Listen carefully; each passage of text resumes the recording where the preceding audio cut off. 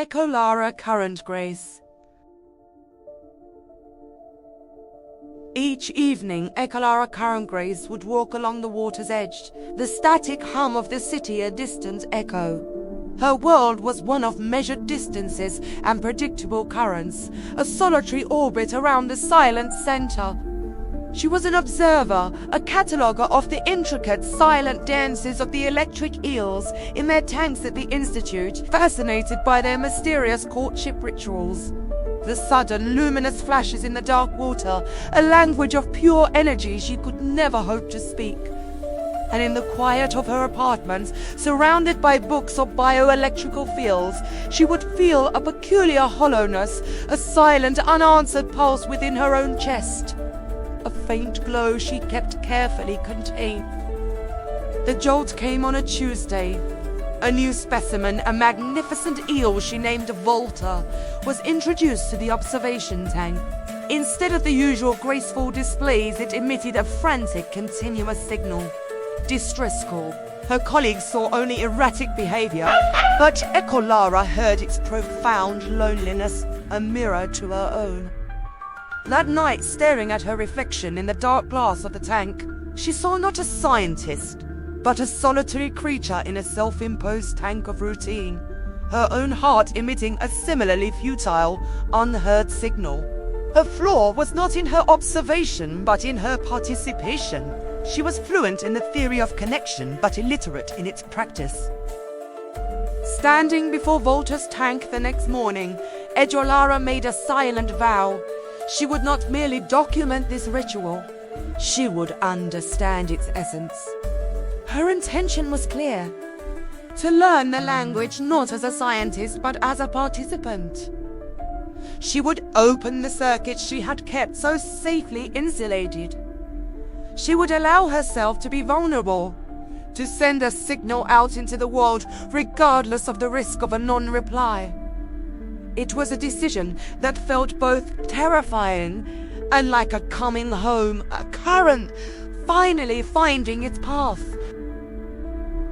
Her first attempts were clumsy, like a novice swimmer.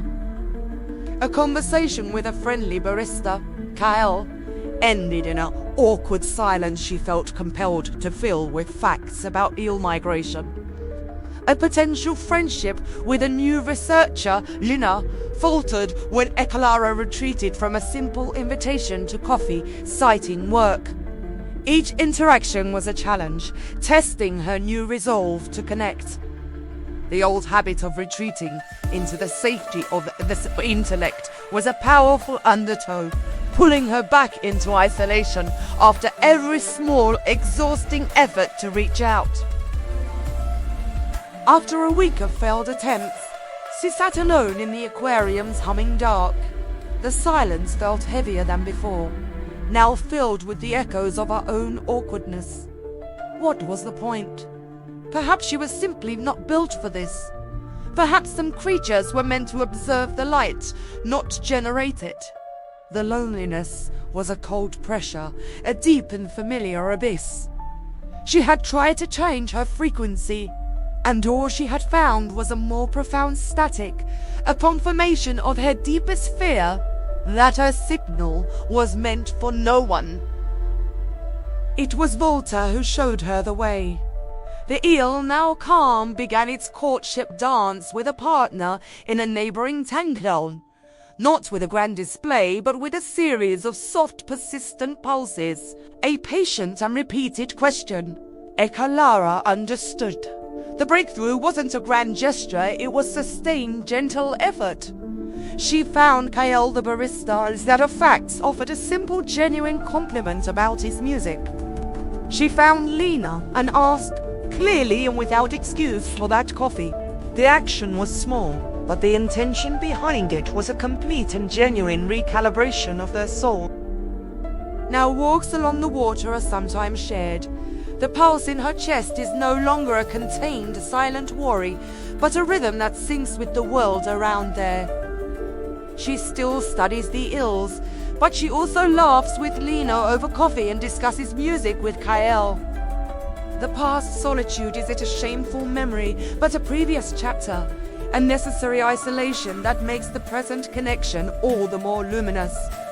Echolara Currentgrace has integrated the language of energy into her daily life, not just in the tank, but in the quiet, sustained glow of a shared glance, a listened-to story, a connection finally made.